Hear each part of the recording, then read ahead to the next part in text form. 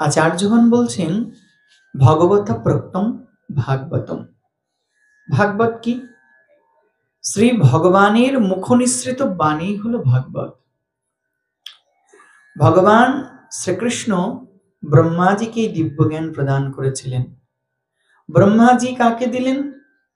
ব্রহ্মা দিলেন দেবর্ষিপাদ নারদকে, দেবর্ষিপাদ নারদ দিলেন ব্যাসদেবকে, ব্যাসদেব দিলেন শুকদেবকে। এই প্রকার গুরু পরম্পরার ধারায় ভাগবত জ্ঞান প্রবাহিত হয়ে আসছেন। আমরা গুরু পরম্পরায় বলি না, কৃষ্ণ হইতে চতুর্মুখ, হয় কৃষ্ণ সেবন মুখ, ব্রহ্মা হইতে নারদের মতি, নারদ হইতে বেশ, মধ্য কহে বেশ দাস, পূর্ণ প্রজ্ঞ পদ্মনা ভগতি।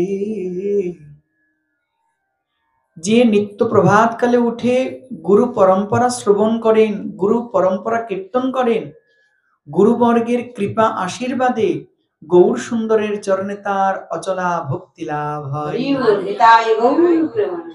আচার্যপাদ আবার বলছেন ভাগবত কি?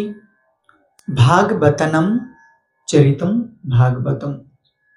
অর্থাৎ যেখানে মহাভাগবত সাধুদের দিব্য চরিত কথা, লীলামৃত কথা লিপিবদ্ধ আছে, তিনি ভাগবত। ভাগবতে মুখ্য রূপে আগে ভক্তের চরিত গাওয়া হয়েছে, প্রহ্লাদ চরিত, ধ্রুব চরিত, অম্বরীশ চরিত, এই প্রকার কত কত মহাত্মা গণের কথা বলা হয়েছে। তারপরে ভগবানের কথা বলেছেন। কারণটা কি? কারণ ভক্ত চরিত শ্রবণ করার দ্বারাই ভগবানের চরিত অমৃত পান করবার লালসা উৎপন্ন হয় অন্তরে। ভক্তের কৃপা হলেই ভগবানের কৃপা লাভ হয়। তাই সর্বাগ্রে ভক্তের বন্দনা করেছেন ভাগবত, তারপরে ভগবানের বন্দনা করেছেন।